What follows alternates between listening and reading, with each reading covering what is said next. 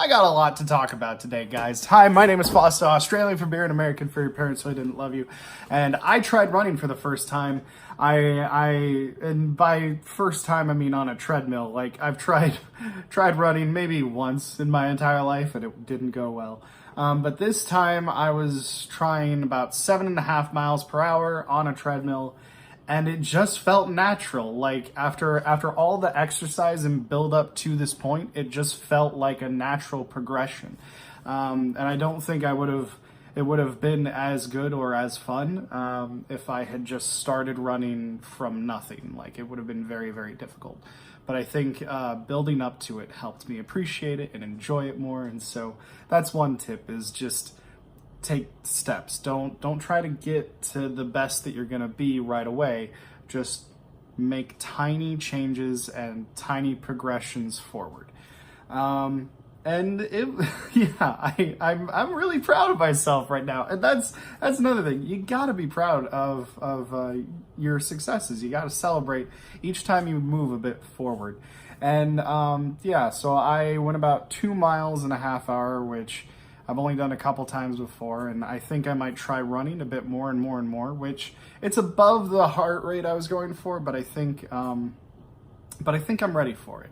And it felt fun, so that was really awesome, because for the first 2 months it was just pure agony. But I'm in a place now where I'm actually starting to really enjoy exercise. I want to talk a little bit about reframing your idea of goals in exercise and diet, because as with a lot of things that you progress at, you're going to have to change your mentality as you go through it if you want to keep at it. Otherwise, it's going to get boring. It's going to get more and more difficult. It's going to feel like you're not progressing as much as you want to or should. So you got to be able to change when things aren't working. You got to be able to duck and weave of sorts, or reframe how you're thinking about it. And for instance, with my diet, I originally had my goal set at 160 pounds, and I was starting out at around 295.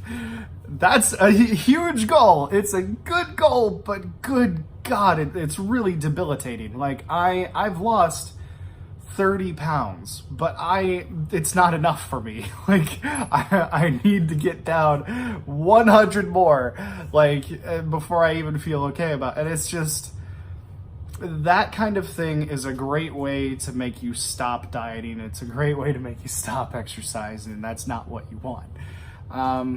For me, I've decided now that rather than go with the full 160 at once, what I'm going to do is every 10 pounds, I'm going to have one cheat day. Before, I would have one cheat day a week on my diet, and it was really hard to recover from the cheat day. And I didn't want to get back on it, but I feel like if I do it this way, I'm not only incentivized to get back on the diet, but I'm incentivized to stay on the diet. And that is every 10 pounds. So I haven't made it to 160 quite yet. I think the lowest I've been is 166, 167, so almost 30 pounds from when I started. So that's my goal right now. It's just 160. And if I get there, I will have one cheat day, and then I will get back on the diet. And then the next 10 pounds, one cheat day. And I think the reason that this will work better than once a week is because as you diet, it gets harder and harder to lose pounds, which means that my cheat days are going to be more and more spread out, meaning it'll be easier for me to stay on the diet for longer periods because I'll be slowly weeding myself off of the cheat days, which ultimately means that I'll be sticking to my diet more. And anytime that I feel like I want to eat, when I shouldn't be eating, I'm going to look at my current weight and how close I am to that goal, and it's already incentivized me to stay on my diet more than before, which is great.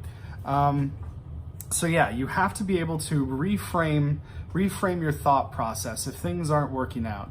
Or with exercise, maybe if one exercise isn't working out or you're just not feeling it, try a different exercise. Like if you're going to a gym, there are a lot of options for everything. There's a lot of options for cardio. There's a lot of options for upper body. Like just pick something and be willing to try out new things. And you find what works for you, and if it stops working for you, then change it up. Don't be afraid to go back to something you've already tried, in terms of exercise at the very least. Yeah, and so that's what I consider ducking and weaving, because you get the problem, you sidestep it, you find a different way to your goal, because the goal should be constant, your progress should be constant, but how you get there is going to be ever changing, and that's just because we're people. Whew. So yeah, I hope that helped some of you guys out there. I want to talk now a little bit about the benefits of exercise. Now that we've gone over some tips on how to get in your diet, and once you're on your diet and exercise plan, to stay on it, which is the hardest part. Now I want to talk a little bit about some of the unexpected consequences of exercising and dieting, and they're all positive, but they're just things that I either hadn't thought of or wouldn't expect or didn't expect to work as well as it did. So like with exercise, they tell you that it's going to increase your energy levels, but I did not expect how much of a difference I would be seeing. Like I drink water first thing in the morning, that boosts my energy. I started exercising, that boosted my energy. It helped relax me throughout my day. Like even if I have a stressful day at work, I'm actually better off. Like if I've exercised in the morning, I just have a better day. Like I'm happier, I'm more energetic. And here's the big unexpected consequence of exercising that I did not see coming, was when you shower immediately after an exercise, it is so easier to get clean. Like it is insane how much easier it is to get clean. Like I when I was 330 pounds, yeah, that was my heaviest. Don't want to go back there, never again. Oh man, it was so hard to get clean. Like I would scrub and scrub and scrub and scrub, and I still felt gross. But with this, when you exercise, when you sweat, it opens up your pores.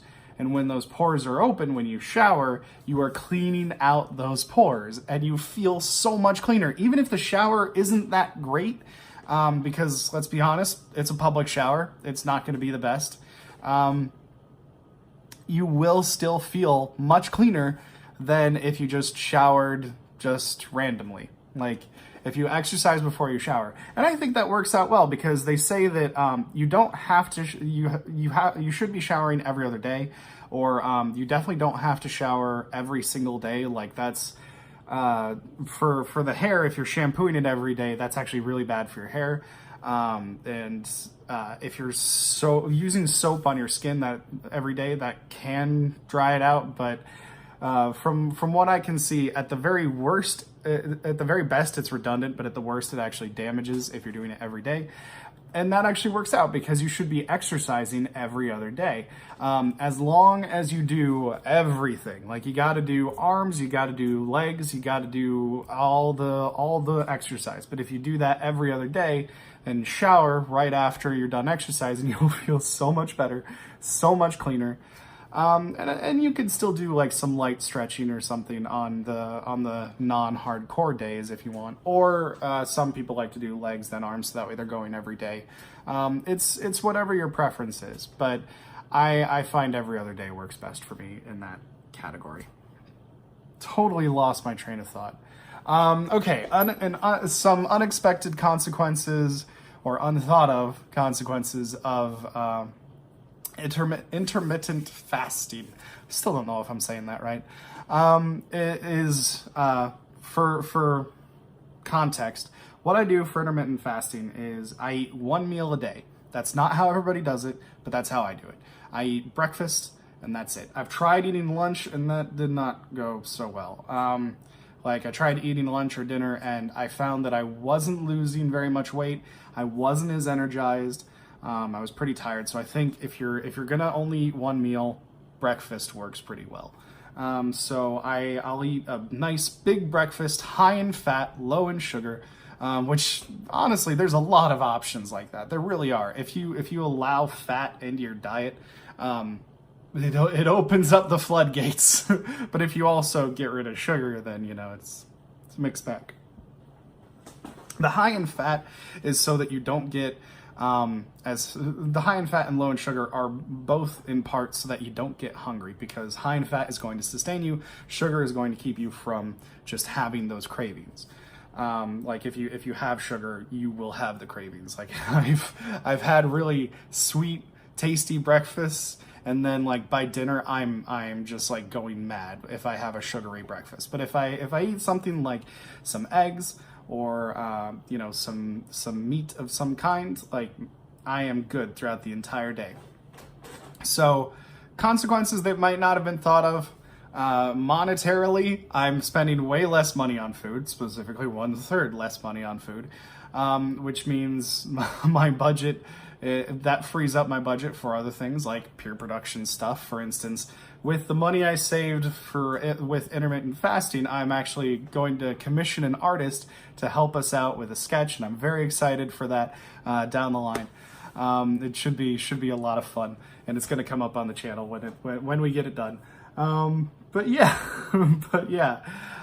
so the monetary thing was something I hadn't thought as much about, but something that I didn't expect at all was my oral hygiene levels have shot through the roof.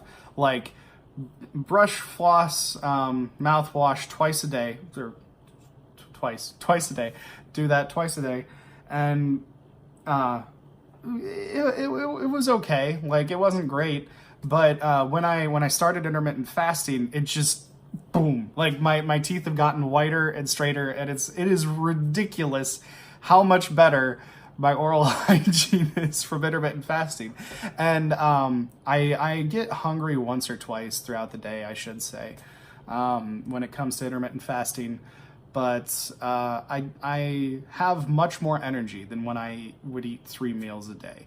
And that's with exercise. So like drinking water first thing in the morning, doing an exercise, whether that's light exercise or not, any exercise is a good exercise. There's no such thing as a bad exercise. There's an okay exercise, there's good exercise, there's great exercise. Okay exercise is a great place to start. Just want to reiterate that. Like I'm going to the gym every day, but if you can't, or if you're not ready yet, that's fine. Don't push yourself too hard. Start with some light stretching. Look up YouTube videos. They have lots of 10-minute yoga videos. I highly recommend starting there. That's a great way to start.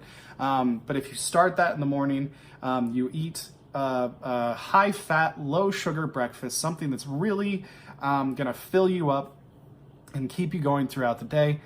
And then the other consequence of intermittent fasting is at the end of the day, you are much more tired. Like when it gets to the point right around your bedtime, you're gonna fall asleep easier, way easier. You're just gonna be out like a light. And that's amazing. All of that is great. Like for me, I had trouble falling asleep every single night. I'd be staring at my phone, scrolling, and I could never get to sleep. And part of that was the phone, and part of that was just everything else. But with intermittent fasting, I fall asleep when I need to. I'm energized throughout the day. I'm spending less money on food. My oral hygiene is through the roof, so I got better breath, so that's always a plus. And yeah, there's just a lot of benefits to this diet and this exercise that I'm doing. But I think a lot of those benefits you'll still get with other diets and other exercise. And there might be additional benefits to specific exercises and specific diets that I haven't tried yet. So whatever works for you, whatever you find that works for you, I can only talk about what worked for me. And yeah, I hope you enjoyed this video. I know it ran a bit long than my usual Talky Tuesdays. That's what I'm calling these now instead of Terror Tuesdays, because I can just sit here and make a video talking. We're gonna be moving some of the channel stuff around. Like Theatrical Thursdays is gonna be more Therapeutic Thursdays, because I have more to say about mental illness than I do the theater, despite being in a lot of theatrical productions. And I have a lot that I can just talk about. And part of the reason that I'm doing these is that they're really easy to make and really fast to make. And that's kind of sad to say, but pretty soon I'm going to be getting a 60-hour-a-week job. So I need to be able to still make these videos, but I can't put the kinds of time in that, say, a sketch would every day. So yeah, we're still going to be doing sketch Saturdays and music Mondays. Those are probably going to be our highest quality content, and I'm excited to put those out there. Hopefully I can still put the level of editing that I did in last Sunday's video, because that was probably some of my better editing. But on the whole, I gotta put my work first, unfortunately, which is gonna mean 60 hours a week starting this Friday. So yeah, wish me luck down in the comments section. Whew, that was a lot to talk about. All right, good night, guys. Have a wonderful night and a wonderful life. Bye.